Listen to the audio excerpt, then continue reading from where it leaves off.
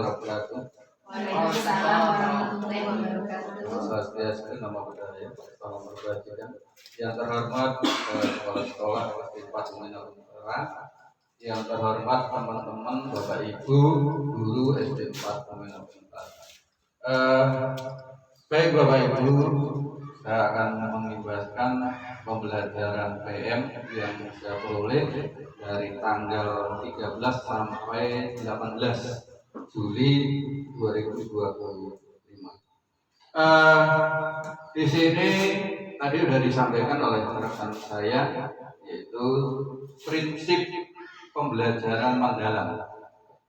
Nah, tadi sudah disampaikan ada 3 prinsip pembelajaran mendalam, sering disingkat dengan BBM: bermakna, berkesadaran, dan menggembirakan.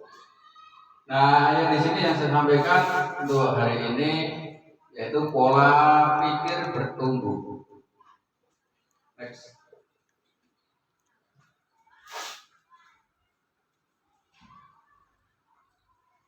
Latar belakang yaitu hasil survei Match dalam PISA 2018, yaitu Indonesia termasuk 1 dari 6 negara yang memiliki 0% murid yang growth Match di bawah 40% atau 29, nomor 3 dari bawah.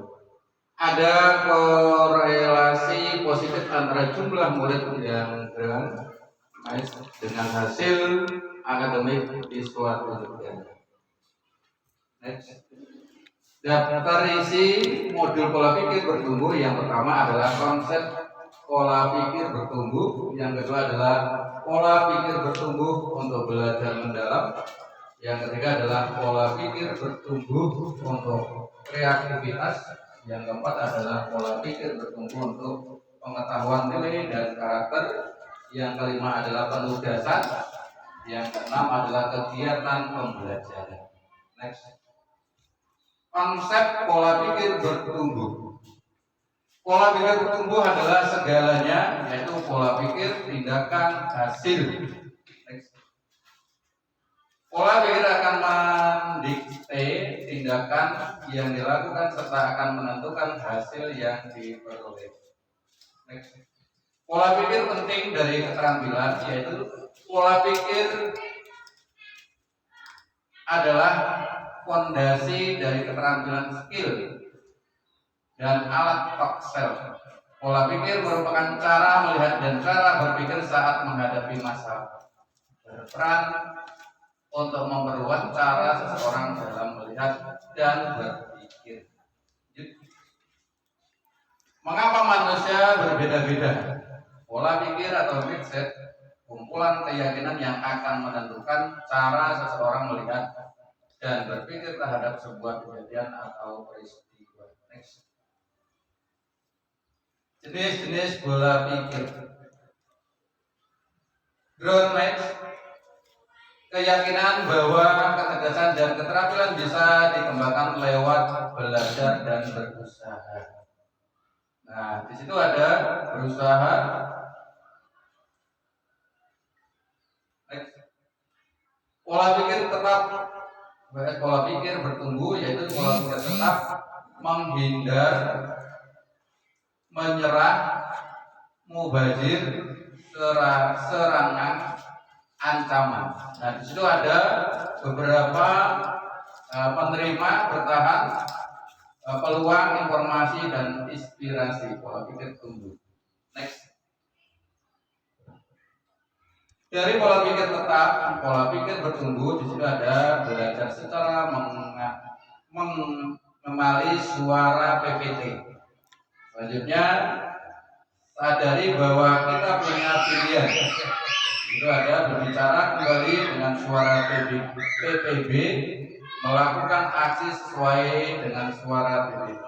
Nah, suara yang menimbulkan pembelajaran cara mengenali suara PPT, yaitu suara yang menimbulkan kekhawatiran dalam menghadapi tantangan dan kesulitan.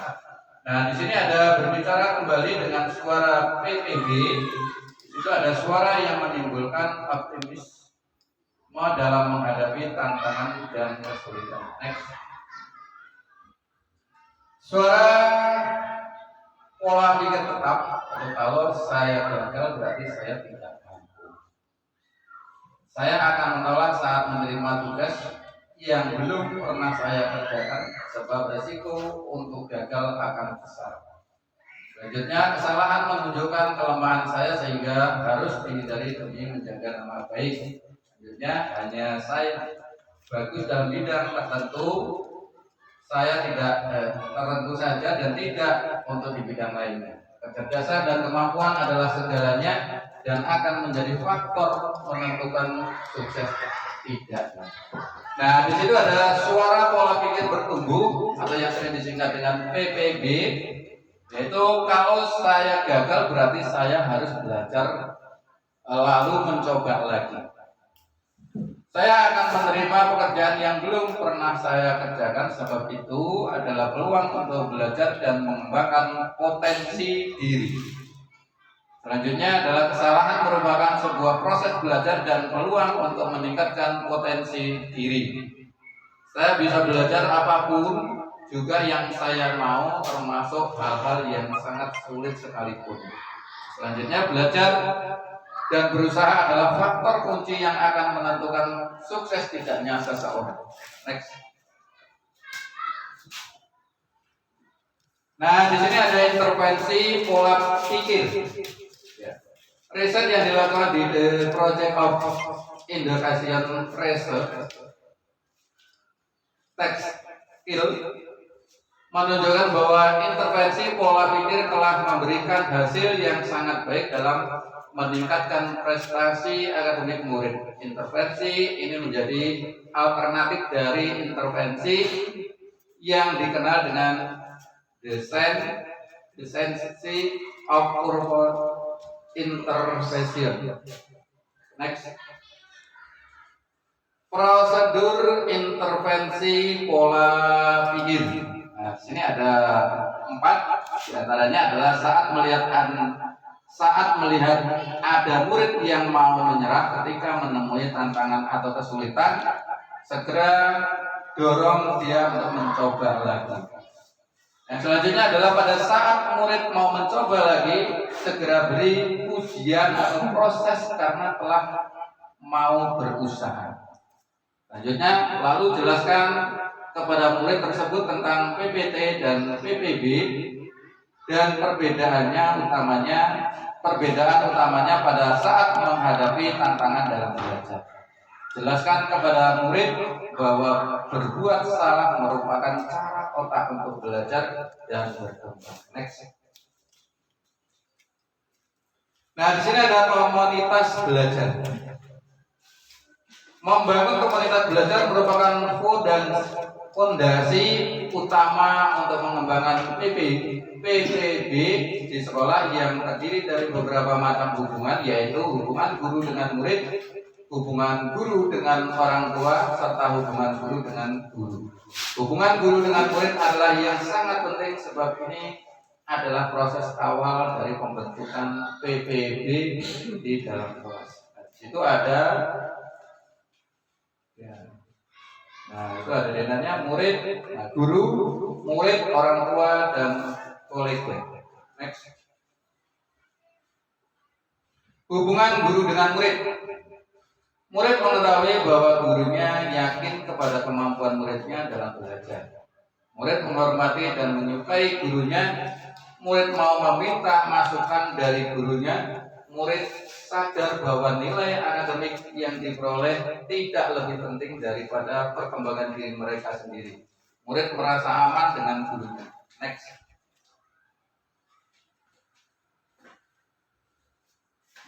Nah, ini pujian pribadi atau pujian proses. Cara guru memberikan pujian atau kritik juga menjadi faktor yang sangat menentukan tipe pola pikir yang akan terbentuk pada muridnya. 2 pujian berikut ini ternyata memberi dampak yang sangat berlawan. Kamu pasti pintar.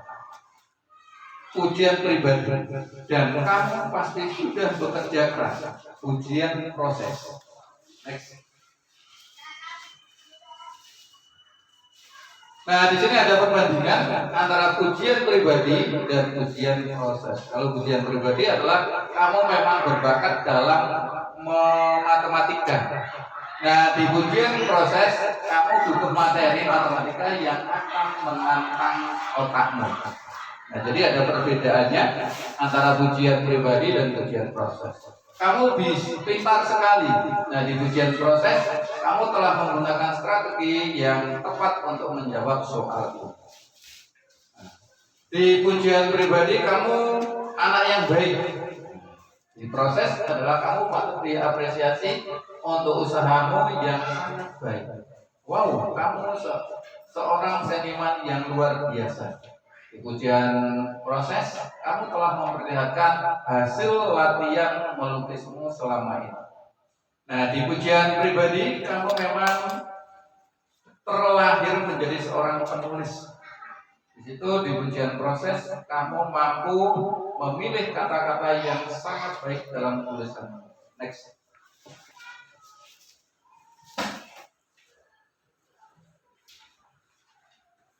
Oke, di sini ada produktif failure.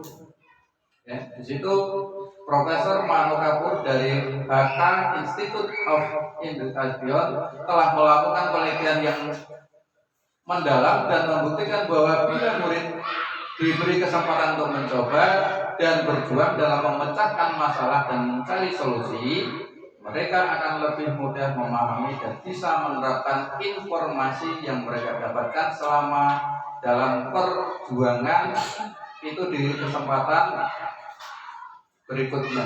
Inilah prinsip PPB. Next.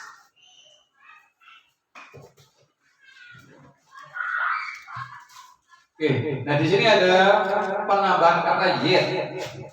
Dalam sebuah kalimat negatif ternyata mampu mengubah maknanya dari tidak menjadi belum. Sehingga terbuka peluang untuk mencoba lagi dan meraih sukses. Inilah prinsip utama dari pola pikir bertumbuh yang sangat berlawanan dengan prinsip Trinity of New yang menutup peluang untuk mencoba lagi sehingga mendorong terbentuknya pola pikir tetap. Next. Nah, di dalam ruang kelas ada dua target. Di dalam ruang kelas ada dua target, yaitu yang pertama adalah target performa, yaitu untuk membuat seseorang terlihat pintar seperti mendapatkan nilai A untuk bahasa Inggris. Nah, target yang kedua adalah target pembelajaran, untuk membantu seseorang untuk belajar seperti mampu untuk berkomunikasi dalam bahasa Inggris. Yaitu di situ ada Profesor Carol Ames dari MS2 telah membuat metode target untuk membedakan kelas dalam 6 dimensi. Next. Nah, di sini ada 6 dimensi, yaitu dasar dan menengah. Nah, kelas dasar dan menengah, yaitu dimensi, ada deskripsi, ada target perform, ada target pembelajaran. Teks tugas, ada jenis tugas yang diberikan kepada murid. Target performnya adalah tugas terlalu mudah dan kebanyakan berbentuk hafalan. Nah, target pembelajarannya adalah tugas bervariasi dari yang mudah hingga yang sulit dan menantang. Authority, yaitu peran murid dalam membuat sebuah keputusan. Di target perform adalah guru memberikan petunjuk yang jelas untuk menjelaskan tugas. Target pembelajarannya adalah guru hanya memberi petunjuk awal dan selanjutnya murid harus mencari cara untuk mengerjakan tugas.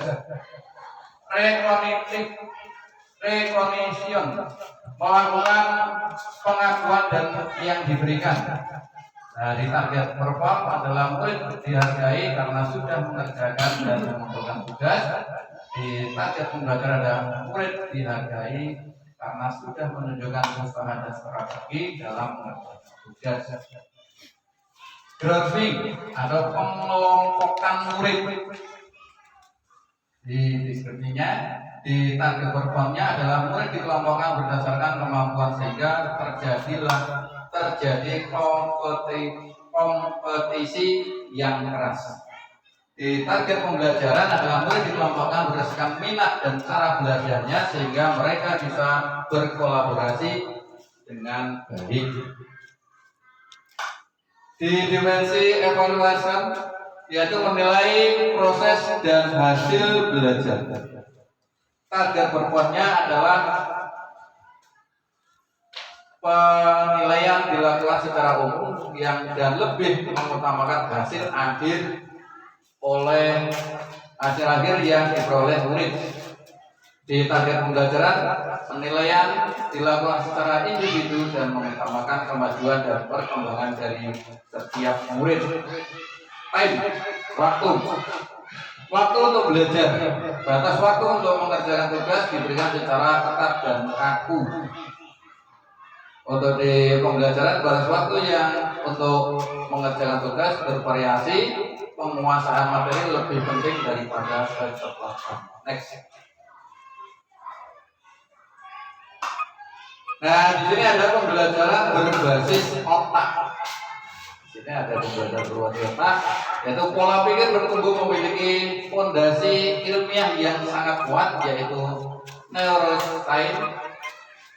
Murid yang mengalami kesulitan dalam belajar tapi terus bertahan dan mencoba lagi ternyata akan memicu aktivitas otak sehingga membuat proses belajar berjalan dengan lebih baik dan efektif. Next. Selain itu ada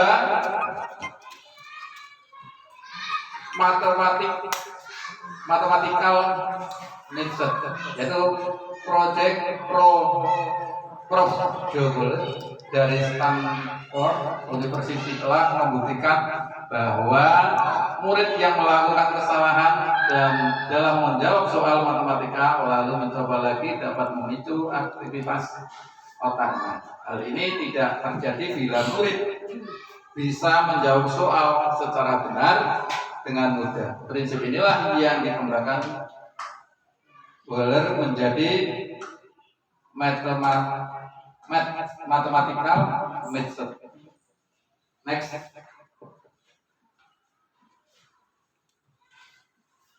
Peta pikiran. Peta pikiran yang diciptakan oleh Profesor Tony Wilson merupakan sebuah alat belajar learning tool yang sesuai dengan cara kerja alami otak sehingga sangat tepat untuk digunakan dalam ini. Next. Nah, di sini ada menyusun peta pikiran. Ada project, problem, ya. Ada kontrol idea, ya. Mind idea, nah, dan sebagainya. Proses penyusunan peta pikiran dimulai dari tengah mulai dengan membuat pusat sentral idea, lalu membuat cabang utama, selanjutnya membuat kategori dan hierarki pada setiap cabang utama untuk memperdalam. Next. Nah, coba diperhatikan di sini ada peta pikiran kerangka kerja PM. Keimanan dan ketakwaan kepada Tuhan Yang Maha Esa. Itu ada keyakinan dan ketakwaan, kewargaan, penawaran kritis, kreativitas, kolaborasi, ada independen, kesehatan dan komunikasi. Nah, ini kreatif kemandirian. Nah, ini ada dimensi profil kelulusan. Nah, di sini ada juga prinsip pembelajaran, berkesadaran, bermakna dan menggembirakan. Nah, kerangka pembelajaran meliputi ada praktek pedagogik, yaitu lingkungan pembelajaran, pemanfaatan digital. Nah, pengalaman belajar meliputi memahami, aplikasi dan merefleksi. Next.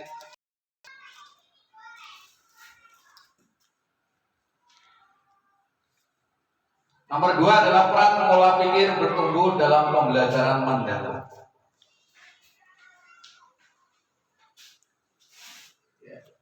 Nah, di sini ada surprise learning berpindah dari survei ini ibarat keluar dari zona nyaman yang harus melewati zona ketakutan agar bisa masuk ke deep learning, yaitu zona pembelajaran. Oleh karena itu growth mindset dibutuhkan agar bisa menghilangkan rasa takut untuk berhadapan dengan hambatan, tantangan, kesulitan. Nah, di sini ada beberapa dimensi profil kelulusan. Nah, mungkin sudah dijelaskan ya dari teman sejawat tadi. Ini tinggal mengulas, yaitu dimensi profil kelulusan, yaitu dimensi profil kelulusan merupakan fokus profil lulusan yang akan dicapai, yaitu keimanan dan ketakwaan terhadap Tuhan Yang Maha Esa, kewargaan, kreativitas, penawaran kritis, kolaborasi, kemandirian, kesehatan, dan komunikasi. Nah, di sini ada prinsip pembelajaran. Nah, prinsip pembelajarannya merupakan dasar karakteristik pembelajaran mendalam, yaitu berkesadaran, bermakna, dan menggembirakan. Ada pengalaman belajar. Pengalaman belajar sebagai proses yang dialami peserta didik dalam pembelajaran, yaitu memahami, mengaplikasi, dan merefleksi. Ada kerangka pembelajaran, yaitu kerangka pembelajaran sebagai panduan sistematis dalam menyusun desain pembelajaran, yaitu praktek pedagogik, kemitraan pembelajaran, lingkungan pembelajaran, dan pemanfaatan digital. Kerangka pembelajaran dan peran pola pikir bertumbuh. Nah, praktek pedagogik ya penggunaan model dan metode pembelajaran yang berfokus pada pemecahan masalah yang kontekstual, kolaborasi, serta eksplorasi. Banyak ide-ide pasti akan sering berhadapan dengan berbagai hambatan, tantangan, dan kesulitan yang sangat membutuhkan PBB. Selain itu, penggunaan peta pikiran juga akan sangat berguna dalam praktek ini sebab bisa memvisualisasikan proses belajar. Nah, lingkungan belajar, pengembangan budaya belajar demi menciptakan iklim belajar dan yang kondusif serta bisa memotivasi murid untuk bereksplorasi dan berkolaborasi sangat membutuhkan PPB, karena murid membutuhkan keyakinan yang kuat bahwa lewat eksplorasi dan kolaborasi mereka bisa tumbuh dan berkembang. Kemitraan belajar, pembentuk kemitraan lewat hubungan yang kuat antara guru dan murid, guru dan orang tua, serta guru dan guru sangat membutuhkan PBB karena dibutuhkan adanya saling percaya dari setiap pihak yang terlibat. Pemanfaatan digital, yaitu adalah pemanfaatan media digital yang sangat membutuhkan digital mindset agar terbentuk keyakinan bahwa manusia dan mesin tidak harus bersaing tapi harus berkolaborasi karena bisa saling memperkuat. Memahami. Dalam proses memahami, murid sering berhadapan dengan berbagai tantangan dan kesulitan sehingga butuh PBB agar mereka mau bertahan serta terus mencoba. Mengaplikasi. Dalam tahap ini, penawaran kritis dan kreativitas sangat dibutuhkan sebab menghubungkan materi dengan kehidupan, khususnya untuk pemecahan masalah nyata yang butuh PBB agar murid tidak takut dengan berbagai kendala yang terjadi. Untuk merefleksi dalam tahap inilah peran PPB sangat besar sebab murid akan diajak untuk memahami apa tujuan dari pembelajaran ini dan sejauh mana tujuan ini telah tercapai, serta mengeksplorasi kekuatan, tantangan, dan mencari area yang perlu diperbaiki. Lanjut. Prinsip pembelajaran, ada berkesadaran, Nah, peran pola pikir bertumbuh dengan PPB, murid akan sadar bahwa belajar adalah sebuah proses yang di dalamnya akan selalu ada tantangan, hambatan, dan kesulitan yang harus dihadapi. Bahkan seringkali murid melakukan kesalahan, bahkan mengalami kegagalan agar terbentuk learning method bermakna. Peran PPB agar seorang bisa menjadi pembelajar sepanjang hayat yang berguna dalam menghadapi berbagai kendala itu dianggap sebagai sebuah peluang untuk memperoleh pengetahuan dan keterampilan yang berguna. Mengembirakan. Pembelajaran yang menggembirakan membutuhkan PPB agar bisa tercipta suasana belajar yang positif dan menantang serta menyenangkan dan memotivasi dan siap menghadapi tantangan. Next. Di sini ada profil kelulusan.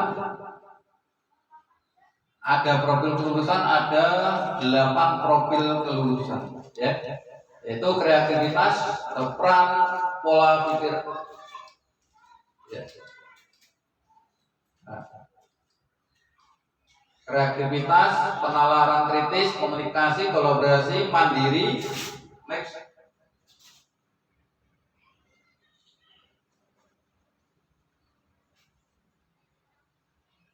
Peran pola pikir bertumbuh dalam kreativitas.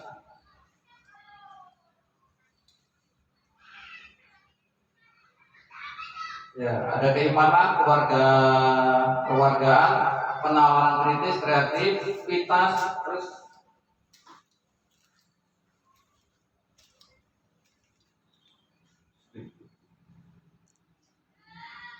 kreativitas, ya.